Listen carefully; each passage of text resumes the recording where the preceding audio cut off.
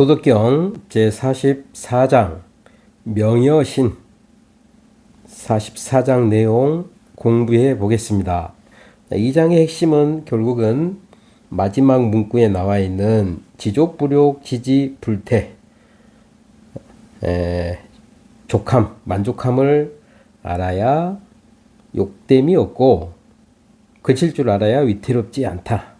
이제 핵심을 얘기하면 그런 내용인데 한 문장씩 공부해 보겠습니다. 명여신, 숙친하고 명여화, 숙다하고 득여망, 숙병인가 어떤 게 병이 되는가 시이고 심에 필 대비하고 다장 필 후망하니라. 지족 불욕하고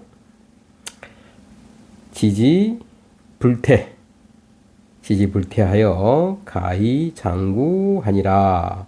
자, 명여신 이름과 더불어서 자기 몸, 이름과 더불어서 몸, 그러니까 명예라고 얘기하면 되겠죠. 명예와 자기 몸 중 어떤 게 더 친한가, 귀중한가 그런 해석이 되겠죠. 그 다음에 자기 몸과 더불어서 재산, 재물, 몸과 더불어서 재산은 누구 숙자죠. 여기도 누구 숙자. 그러니까 누가 더, 그러니까 어느 것이 더 다 많은가. 여기서는 중요한가, 많을다, 중요할, 귀중할, 다, 중요할 다 그런 의미인데 여기서는 이제 중요하다는 의미로 해석이 되겠죠. 그래서 명여신 숙친하고 명여화 숙다하고 득여망 얻은 것과 잃는 것 어떤 것이 더 병이 되는가 여기서는 이제 동사로 쓰였죠. 이 병이. 그래서 병이 되는가 병인가 그런 말입니다. 시고로 이래서 심에 깊이 사랑한다. 깊이 애착하면 반드시 대비 큰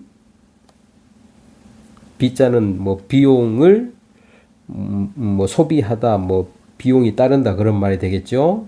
그래서 크게 애착하면은 반드시 크게 소비된다. 크게 비용이 따른다. 대가가 따른다. 다장이면 필후망하니라. 다장이면 이건 뭐 저장하다 그런 말이고 장자가 반드시 후하게 망한다. 후하게 잃게 된다. 그런 말이에요. 그러니까 많이 보유하면은 많이 간직하고 있으면은 거기에 따라서 당연히 많이 간직한 만큼 반드시 많이 잃게 되는 때가 오게 되는 것이죠. 그래서 많이 간직하면 반드시 크게 잃는다. 후하게 잃는다. 지족 불욕 만족함을 알면 욕되지 아니하고 욕됨이 없고 그침을 알면 위태로울 태. 전편에서 몰신 불태가 나왔었죠. 그래서 몰신 몸이 죽어도 위태롭지 않다 그런 말이 나왔었고 여기서는 이제 지지불태 그칠 줄 알면 위태롭지 않다. 가히 장구하니라. 가히 써 기일장 오래 읽고 아주 장구할 수 있다. 오래 할 수 있다 그런 말이 되겠습니다. 그러면 자 앞에 몸과 자기 명예와 자기 몸 중 어떤 것이 더 귀중하고 또 자기 몸과 재산 중에 어떤 것이 더 중요하고 그러한 것들을 잃는 것과 얻는 것 중 어떤 것이 더 병이 되는가. 이래서 결국은 자기 몸이 더 중요하고 재산보다는 자기 몸이 더 중요하고 잃는 것과 얻은 것과 잃는 것 얻는 게 더 사람들은 좋아할 수 있지만 꼭 그렇지 않다. 왜냐하면 너무 심하게 집착해서 많이 가지고 있으면은 잃는 것도 많기 때문에 꼭 많이 얻는 게 좋다고는 볼 수 없고 오히려 더 병이 될 수 있다. 그래서 지족, 만족함을 알아야 욕되지 않는다. 그칠 줄 알아야 위태롭지 않다. 이게 자, 모든 성인들의 말씀은 욕심을 버려라. 그칠 줄 알아라. 그런 말이 일관되죠. 그런데 현실에서 보면은 현상 세계만 보면은 그 말이 꼭 맞다고는 볼 수 없죠. 왜냐하면은 우리가 사는 세상은 지금 자본주의, 물질 만능 세상에 살고 있잖아요. 그러면은 재물이 많으면 많을수록 자기가 할 수 있는 자기 행동하고 자기가 마음대로 할 수 있는 그런 행동의 폭, 범위가 넓어지기 때문에 오히려 지금 살아있는 게 천국이 되는 거죠. 자기 마음대로 이루어질 수 있잖아요. 뭐 억만장자들은 자기가 원하는 건 뭐든지 다 할 수 있는 것처럼 돈이면 실제 그렇잖아요. 보여지는 게. 그렇지만 성인들의 말씀은 또 욕심내지 마라. 오히려 그게 자기를 망하는 길이다. 그칠 줄 알아야 욕되지 않다. 그래서 장구할 수 있다. 장구. 그냥 우리가 인생 살면은 이 장구란 표현을 쓸 수 있을까? 그런 생각이에요. 그러니까 이런 한 문장 한 문장이 그냥 대충 쓰여진 것 같지만 내가 어떤 걸 설명하기 위해서 글을 쓴다고 했을 때 최대한 간추려서 핵심을 전달하기 위해서 그 문장 하나, 단어 하나를 쓸 때도 고민해서 쓰잖아요. 똑같습니다. 성인들의 말씀은 또 특히 이 뜻글자인 한자, 한문을 통해서 전달할 때는 대충 쓰는 건 아니죠. 그러면 이런 장구란 단어를 표현하는 것도 그렇고 지족, 불효, 지지불태, 위태로울 태자 이런 것도 한번 우리가 깊게 고민해 볼 필요가 있다는 얘기예요. 그러면 이제 전편에서 도경 편에서는 무의에 대해서 이야기할 때, 자, 무의라는 것은 억지로 하지 않고 저절로 되는 것이라고 우리가 이제 보통 크게 이해를 하는데, 또 다른 측면은 무의라는 것은 일을 억지로 하지 않게 그 조건을 미리 만들어 놓는 걸 또 무의로 우리가 그 문장에서 이야기하는 것들이 있었죠. 그러니까 이 천리길도 뭐 한 걸음부터 시작되고 뭐 아름드리 나무도 작은 것에부터 시작하고 그렇게 설명을 해서 이 높은 석탑도 제일 낮은 데서부터 시작을 하고 기초부터 시작을 하고 성인들이 큰 어려움을 겪지 않는 것은 그게 일이 커지기 전에 작았을 때 미리 해결해 버리기 때문이다. 그게 무의예요. 마찬가지예요. 여기서도 꼭 물질적인 부분으로 봤을 때 많은 게 좋은 것 같지만 실은 그러면 결국은 잃게 돼서 그런 것을 잃을 때 크게 상심을 하고 오히려 더 충격이 클 수 있기 때문에 적당함을 알고 그칠 줄 알고 만족함을 알아야 된다. 그래서 큰 화를 미연하기 위해서 미리 이런 것들이 필요하죠. 그게 바로 이게 무의에 대한 내용은 그 직접적인 글은 써져 있지 않지만 도덕경의 전체적인 내용의 일부분으로 봤을 때는 이것도 하나의 무의에 해당한다는 것이죠. 그래서 크게 읽기 전에 굳이 병이 되기 전에 그걸 미연에 방지하는 것.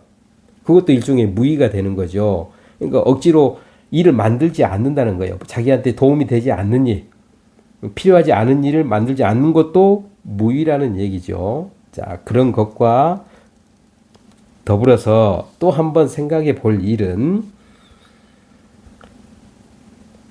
우리가 단순히 그냥 이제 도덕경에서는 무의 세계와 유의 세계에 대해서 이야기를 해 놓았습니다. 그러면은 자, 유무상생, 무에서 유가 왔어요. 그럼 유에서 다시 무로 돌아가겠죠. 왜냐?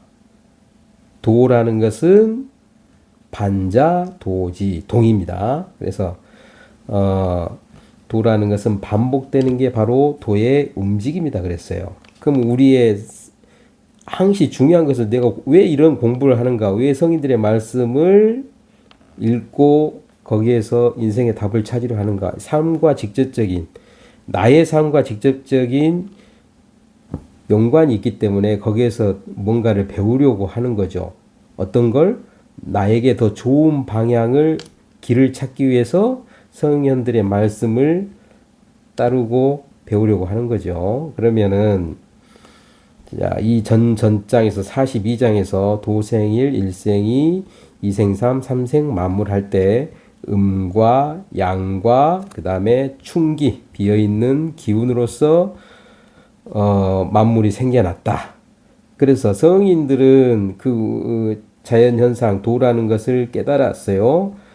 이 우주의 시험부터 인간의 만물이 형성되는 그런 이치를 깨달았어요. 그러면은 그 속에 살고 있는 사람에 대한 삶의 이치도 당연히 볼 수 있는 거겠죠. 깨달아서 보고 아는 거겠죠. 그러면 우리가 볼 수 없는 그 길을 그분들은 보기 때문에 가르침을 전하려고 이렇게 살아야 된다. 그런 가르침을 주는 거죠.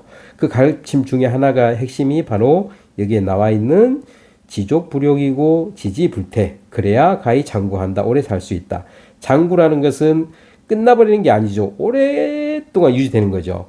그럼 오랫동안 유지되는 것은 뭐냐? 유에서 끝나버리는 게 아니고 무로 갔다가 이 반복이 이루어지는 게 장구한 거죠. 그렇다고 봐야 되겠죠. 그래서 말하고자 하는 것은 자연현상을 빗대어 볼 때 그 안에 풀이 자라서 풀씨가 맺혀서 그 씨앗이 완전하게 올바르게 그 씨앗이 여물었을 때 그 씨앗을 다시 받아서 땅에 뿌려지면 새로운 생명이 다시 싹이 틉니다. 하나의 벽씨를 뿌려서 이게 싹이 나서 열매가 맺히고 여기에 알곡이 올곧이 맺혔을 때 다음 또 반복이 있는 거죠. 그런데 어떤 이유를 통해서 이게 씨앗이 없는 쭉정이가 돼버리면 이건 사람이 먹을 수도 없고 이 쭉정이를 뿌린다고 해서 다시 땅에서 생명이 태어날 수가 없는 거죠. 그럼 여기서 끝나버리는 거예요. 반복이 되지 않는 거예요. 그러면 장구가 아니죠. 이거 단명이죠. 이것은 그냥 끝나는 거예요. 단절되는 거죠. 그러면 사람의 씨앗은 무엇이냐? 음과 양, 음이라는 정신, 영혼과 양이라는 정신과 음이라는 자기 몸이 합쳐져서 육신과 정신이 이루어져 있습니다. 그러면 사람 식물로 이야기하면은 이게 이제 씨앗이 맺혀야죠. 그 씨앗이 평생 자기가 가지고 있던 정신, 마음이 씨앗이 돼서 영혼이라고 하죠. 일종의 기운이죠. 그럼 이 기운이 영이 허령, 알맹이 없는 쭉정이를, 알맹이 없는 곡식의 열매를 쭉정이라고 얘기하고, 사람이 일평생 살아서 그 여기에 자기 영혼의 좋은 마음으로 영혼의 기운을 채워야 되는데, 욕심으로 가득 채워버리면 이게 찰 기운이 없어져요. 영혼이 찰 기운이, 공간이 없어져 버려. 이걸 인간 쭉정이라고 그럽니다. 그래서 성인의 말씀에 따르면, 그래서 이 쭉정이는 뿌려도 다시 날 수가 없어요. 사람이 허령자가 되어버리면, 이 영혼이 없어져 버리면, 왜 없어지냐? 일평생 욕심으로 채워버리면, 여기 나와 있죠? 지나치게 애착한다. 심해면 반드시 그에 따르는 비용이, 대가가 따르게 되는 거예요. 그래서 여기에 욕심을 그칠 줄을 알아야 된다고 얘기하는 게, 자, 여기에는 직접적으로 쓰여져 있지 않지만 왜 우리가 성인들 말씀은 읽어보면 꼭 만족할 줄 알아. 모든 게 다 욕망에서 문제가 생긴다. 욕심을 없애라. 왜 그러느냐? 실상을 우리가 살고 있는 유상 세계만으로 보면, 물질 세계만으로 보면은 많은 게 좋은 거죠. 실제 그렇잖아요. 그런데 이 이후의 무의 세계는 우리가 볼 수 있습니까? 없습니까? 볼 수 없죠. 그런데 성인들은 이 무의 세계까지 자연의 이치가 돌고 도는 것을 보기 때문에 이게 유에서 단절되고 끝나버리지 않고 다시 반복이 되어서 생명이 유지가 되려면 이게 중요하다. 그래서 이런 이야기를 하는 거죠. 그래서 우리가 조금 더 생각해 볼 수 있는 문제는 제가 드리고자 하는 말씀은 성인들의 말씀을 빌려서 하자면 이렇게 욕심을 그칠 줄 알 때 자기 안에 영혼이 씨앗이 실하게 여문다 그런 말이에요. 그런데 이게 허령자가 되어버리면 욕심으로 꽉 채워져서 그 영혼 없는 욕심이 차버리면은 다시 땅에 뿌려져서 그러면 내가 육신의 생명에 다해서 끝났어요.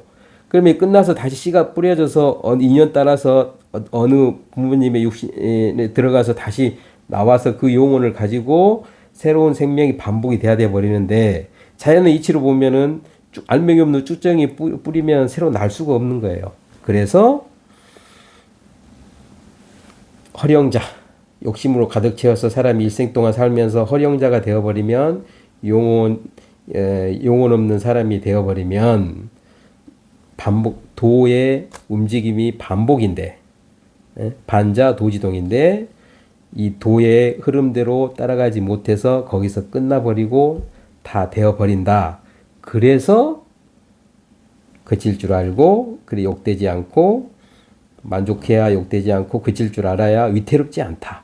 위태롭지 않다. 위태로운 거예요. 만족할 줄 모르고 끊임없이 욕심이 차 있으면 반대로 위태로운 거죠. 그래서 장구할 수가 없는 거고 위태롭지 않아야 장구할 수 있는 것이다. 그렇게 이야기해 볼 수도 있습니다. 한번 깊이 이런 문장을 통해서 이런 부분까지 한번 깊이 고민을 해 보는 것도 좋지 않을까 하는 생각입니다. 제 44장 명여 신에 대한 내용이었습니다.